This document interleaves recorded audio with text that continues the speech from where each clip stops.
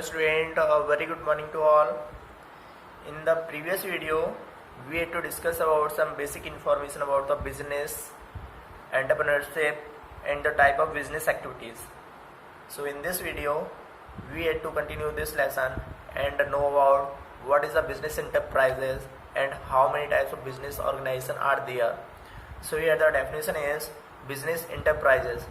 So a business enterprises may be organized in various form.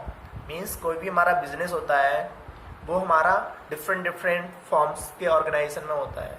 जैसे it may be owned by an individual और by a group of individual.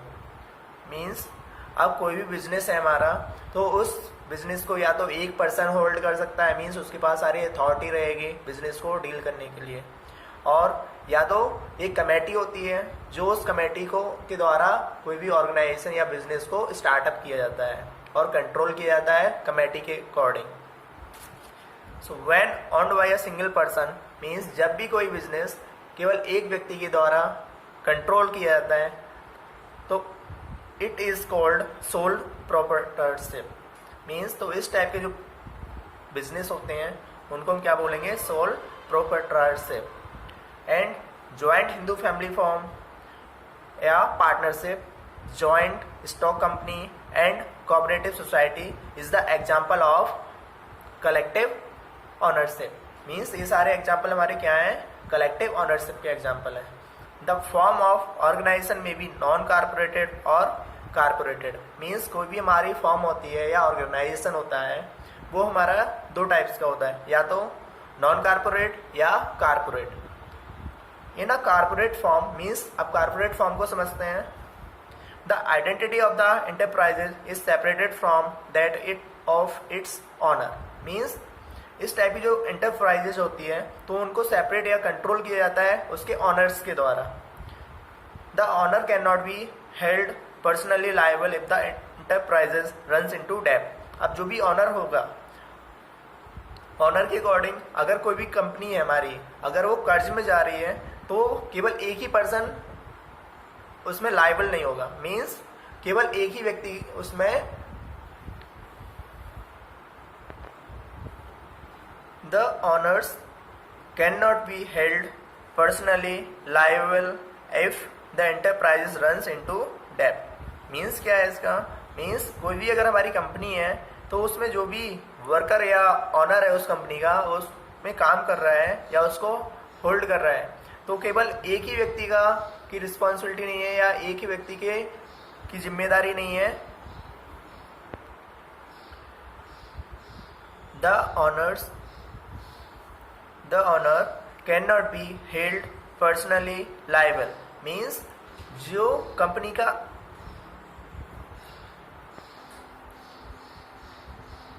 The owner can not be held personally liable. Means कोई भी company का जो honour है वो personally liable नहीं है if the enterprises runs into debt. Means अगर कोई भी कंपनी कर्ज में जाती है, the enterprises has a separate existence in the eye of the law. It can operate its own name. Means कोई भी कंपनी है तो वो अपने नाम से चलती है. Joint stock company and cooperative society are the example of corporate ownership. Means ये सारी कंपनी किसके एग्जाम्पल है, कारपोरेट ऑनरशिप के एग्जाम्पल है. Then after in the non corporate form of ownership the identity of the enterprises is not different from that of its owner. Owner are personally liable for all the debt owned by the enterprises. Means अब जो non corporate enterprises हैं या companies हैं तो उसमें केवल एक ही व्यक्ति क्या करेगा, पूरी कंपनी को होल्ड करेगा और उस पर एक ही व्यक्ति कंट्रोल करेगा.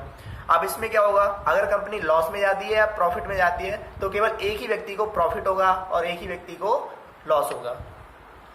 सो these are the company means sole proprietorship या joint Hindu. Now after we will discuss about some corporated company and some non corporated company. So the first one is an example of a non-corporated company, means in sole proprietorship.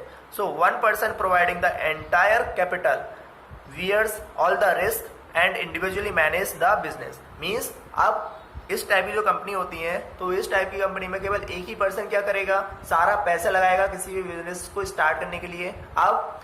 अब ये possible नहीं है कि अगर उसने पैसा लगाया है तो क्या उसका बिजनेस चलेगा या नहीं चलेगा, तो इसमें काफ़ी ज़्यादा रिस्क रहते हैं। तो अगर बिजनेस चलता है तो उसको प्रॉफिट होता है, अगर अदरवाइज जैसे अगर बिजनेस फॉल हो जाता है तो उसमें काफ़ी ज़्यादा उसको लॉस हो जाता है।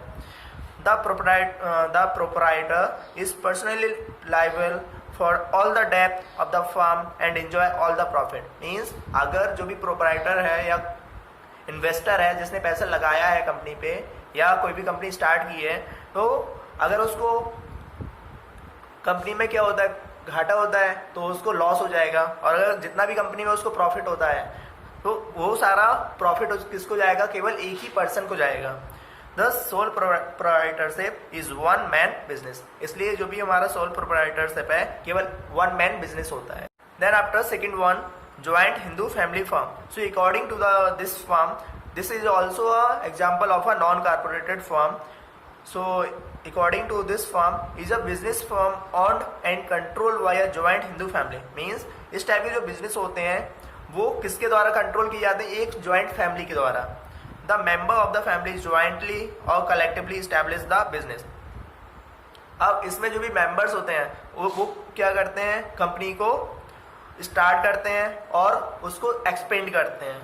The management and control of the family business rest with the senior most male member of the family, it is known as the karta. अब इसमें जो भी सबसे ज्यादा सीनियर होगा मेल, तो उसको हम क्या बोलेंगे, कर्ता, और वही सारा कंट्रोल करता है। Then after third one is in a partnership. So two or more person enter into a contract to carry on some lawful. So according to the partnership, इसमें क्या होता है, दो या दो से अधिक लोग आपस में कुछ पैसा इन्वेस्ट करते हैं कोई भी बिजनेस को स्टार्ट करने के लिए। अब उस पैसे को इन्वेस्ट करके वो क्या करते हैं, कोई भी बिजनेस को स्टार्ट करते हैं। Business jointly and to share its profit.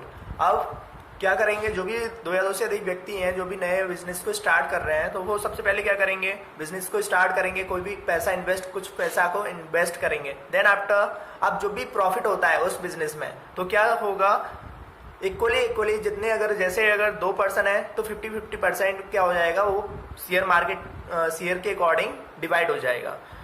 Means each partner is considered as the agent of the firm and of its partner. अब इसमें जो भी पार्टनर होगा या जो भी इन्वेस्टर है जिसने पैसा लगाया है, तो वो क्या होता है, एक प्रकार से एजेंट होता है फर्म का।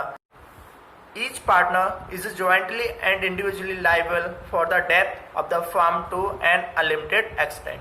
मीन्स अगर कंपनी को प्रॉफिट होता है तो वो सारे पार्टनर में क्या हो जाएगा, इक्वली डिवाइड हो जाएगा according to the share percentage. The number of partners can not be more than 50। अब इसके अकॉर्डिंग जो पार्टनर होता है, अगर हम कोई भी कंपनी को स्टार्ट कर रहे हैं पार्टनर के बेसिस पे, तो हम उस कंपनी में मोर देन 50 से ज्यादा पार्टनर को उसमें हम नहीं रख सकते हैं। अब partnership which is set up for an specified time period और for a specific object is known as a joint venture. It is automatically dissolved on the expiry of the period or on the completion of the specified object. Then after fourth one is joint stock company. So means this is the company, it is known as a corporated company. So according to the corporated company is an incorporated association of 2 or more person. Means इस type की जो company होंगी उसमें 2 या 2 से अधिक person क्या करते हैं, एसोसिएट करते हैं। It has a distinct legal entity which is separated from the identity of its member. Therefore, a company enjoy unlimited life.